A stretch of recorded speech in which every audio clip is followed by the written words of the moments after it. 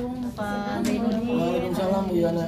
Sehat? Ya, alhamdulillah sehat. Bapak gimana, sehat? Alhamdulillah. Alhamdulillah. Saya senang sekali nih Pak bisa bertemu Bapak. Baik. Nah, paling ngobrol-ngobrol ya Pak. Ya.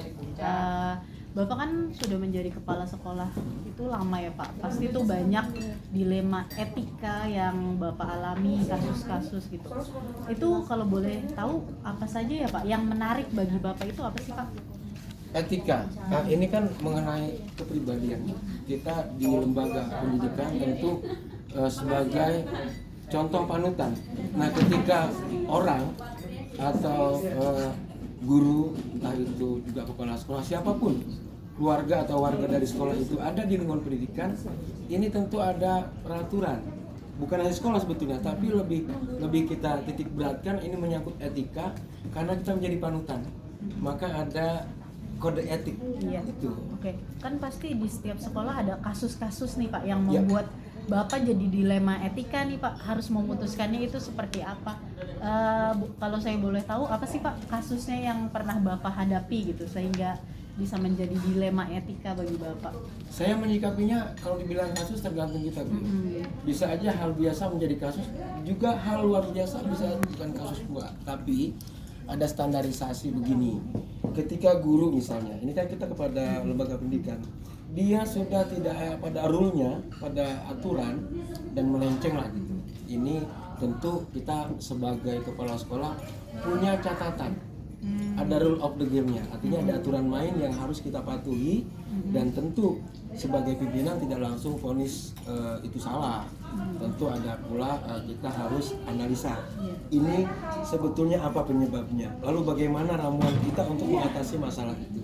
Selain itu ada masukan juga dari sejawat misalnya. Itu untuk pengambilan keputusannya ya Pak, betul. untuk menentukan akhirnya tuh gimana. Terus selama ini ada nggak sih Pak tantangannya dalam mengambil keputusan tersebut? Kalau tantangan manusia yang berpikir tentu tantangan, karena keputusan yang tepat itu tidak merugikan orang. Artinya tepat. Ketika orang itu sakit, kita berikan obat yang tepat. Artinya ketika keputusannya harus berlaku dan itu bisa dijalani. Ingat di sekolah itu hukuman itu bukan berupa kesalahan ya, tapi barangkali itu lebih pada bagaimana orang itu memperbaiki diri. Nah, kalau dilemanya tentu menyangkut batin, enak tidak enak, tapi kita harus punya ketegasan.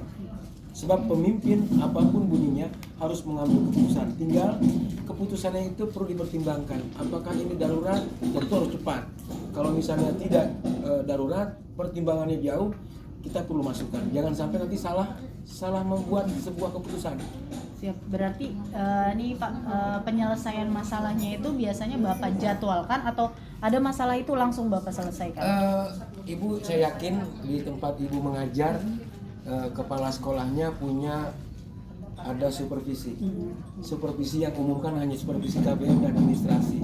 Tapi seorang kepala sekolah juga punya catatan yang tiap hari, tiap minggu, tiap bulan kita pantau. Contoh kecil, 1 bulan sekali kita revisi tentang absensi. Ini contoh kecil.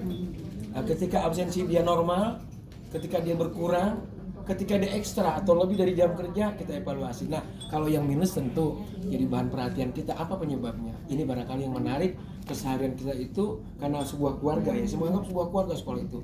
Makanya dibilang warga sekolah.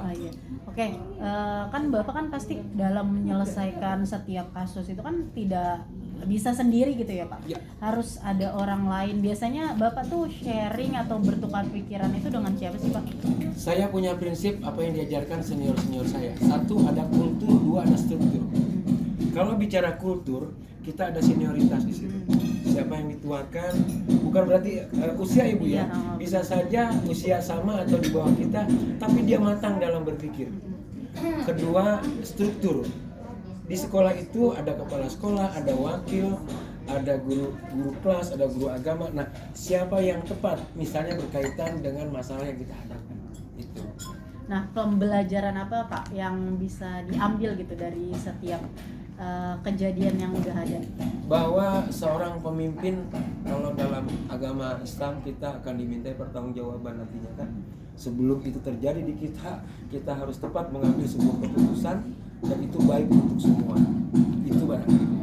Baik Pak, Alhamdulillah saya sangat menarik memang kemarin ketika saya wawancara kepala sekolah saya juga yang paling saya ingat adalah prinsip. Jadi ketika kita jadi pemimpin kita harus memiliki prinsip ya Pak, supaya nanti kita tidak salah dalam mengambil keputusan. Ya baik Pak Zainuddin, terima kasih. Satu lagi Mbak Yuana, baik, barangkali saya Pak. berikan sharing ya. Kata bijak mungkin barangkali bisa ibu catat bahwa keputusan seorang kepala sekolah atau keputusan guru itu akan menentukan nasib bangsa, karena kita ada di lembaga yang harus menentukan masa depan bangsa dari generasi yang akan datang yang sedang kita didik di sekolah kita. Mudah-mudahan kita amanah itu. Amin. Iya amin Pak. Jadi intinya ini ya Pak, tidak bisa langsung memutuskan tanpa memikirkan dampaknya. Baik, seperti itu betul. ya. Dengan matang ada aturan, memutuskan. ada perasaan dan ada harus hasil yang kita buat. Iya, siap. Terima kasih Pak Zainuddin Sama-sama, atas Bu Diana. masukannya. Semoga ini jadi pembelajaran saya. Baik, Siapa baik. tahu nanti ke depannya saya bisa menjadi seperti Bapak. Amin, saya doakan. Gitu ya, amin. Harus maju Bu, Amin, regenerasi. amin. Terima kasih banyak ya Pak. Sehat selalu. Oke, Bu. Doakan kami. Terima kasih Pak. Oke.